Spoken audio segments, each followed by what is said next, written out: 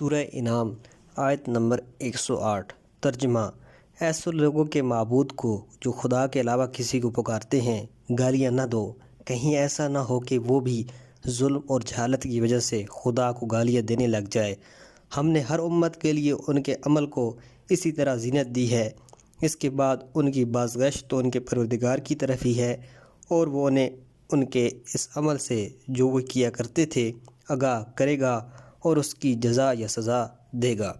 تفسیر: اس بحث کے بعد جو تعلیمات اسلام کے منطقی ہونے اور دعوت کے استدلال کے ذریعے لازم ہونے اور جبری طریقے سے نہ ہونے کے بارے میں گزشتہ آیات میں گزری ہیں، ان آیات میں تاکید کرتے ہوئے فرمایا گیا ہے: تم مشرکین کے بتوں اور معبودوں کو کبھی گالی نہ دو، کیونکہ یہ عمل سبب بن جائے گا کہ وہ بھی یہی کام خداوند تعالیٰ کی شان اقدس میں ظلم و ستم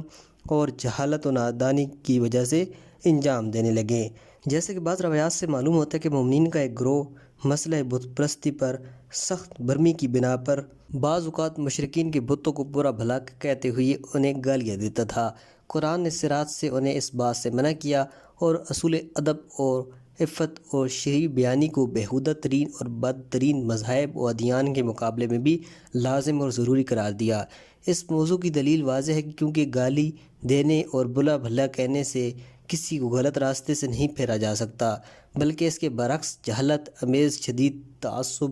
جو اس قسم کے افراد میں ہوتا ہے اس بات کا سبب بن جاتا ہے کہ وہ اپنی ہٹ دھرمی پر اڑ جائے اور اپنے باطل دین میں اور زیادہ راستے کھو جائے۔ اس صورت میں یہ بات آسان ہو جائے گی کہ خدا تعالیٰ کی شان اقدس میں بدگوئی اور توہین کے لیے زبان کھولیں، کیونکہ ہر گروہ اور ہر مذہب کے لوگ اپنے عقائد و اعمال پر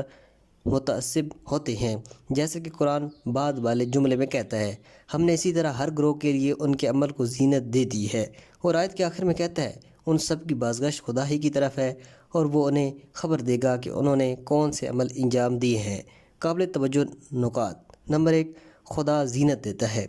اوپر والی آیت میں ہر شخص کے اچھے اور برے اعمال کو اس کی نظر میں زینت دینے کی نسبت خدا کی طرف دی گئی ہے۔ ہو سکتا ہے کہ یہ بات بعض لوگوں کے لیے تعجب کا باعث ہو کہ کیا یہ بات ممکن ہے کہ خدا تعالیٰ کسی کے عمل بد کو اس کی نظر میں زینت دے؟ اس سوال کا جواب وہی ہے جو ہم بارہا بیان کر چکے ہیں کہ اس قسم کی تعبیرات عمل کی خاصیت اور اثر کی طرف اشارہ ہوتی ہے، یعنی جس وقت انسان کسی کام کو بار بار انجام دے تو آہستہ آہستہ اس کی قباحت اور بدی اس کی نگاہ میں ختم ہو جاتی ہے، یہاں تک کہ وہ اس کی نظر میں ایک عمدہ صورت اختیار کر لیتا ہے، اور چونکہ علت العلل اور مسباب الاسباب اور ہر چیز کا خالق خدا ہے اور تمام تاثرات خدا ہی کی طرف منتہی ہوتی ہیں، لہذا قرآن کی زبان میں اس قسم کے آثار کی بعض اوقات اس کی طرف نسبت دی جاتی ہے۔ غور کیجیے گا، زیادہ واضح تعبیر میں زینا لکل امت عملہ کا معنی یہ ہے کہ ہم نے انہیں ان کے برے اعمال کے نتیجے میں گرفتار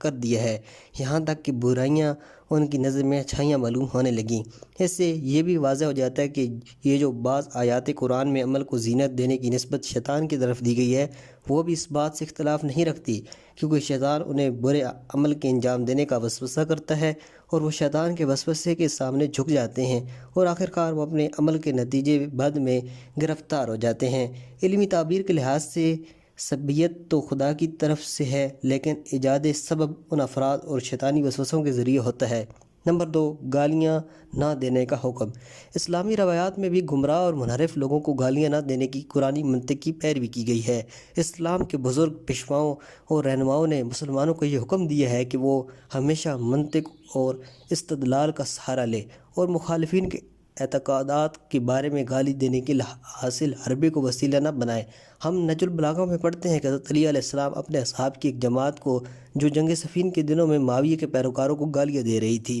فرماتے ہیں: مجھے یہ بات پسند نہیں ہے کہ تم فحش گوئی کرنے والوں اور گالیاں دینے والے بنو۔ اگر تم گالیاں دینے کے بجائے ان کی کارگزاریوں کو بیان کرو اور ان کے حالات کا تذکرہ کرو اور ان کے اعمال کا تجزیہ اور تحلیل کرو تو یہ بات حق اور وراثتی کے زیادہ قریب ہے اور اعتمام حجت کے لیے بہتر ہے۔ نمبر 3، بت پرست اور خدا کے بارے میں بدگوئی۔ بعض اوقات یہ اعتراض ہوتا ہے کہ یہ کیسے ممکن ہے کہ بت پرست خدا کے بارے میں بدگوئی کریں، جبکہ ان کی اکثریت اللہ کا اعتقاد رکھتی تھی اور بتوں کو اس کی بارگاہ میں شفیع قرار دیتی تھی۔ لیکن اگر ہم ہٹ دھرم اور متعصب عوام کی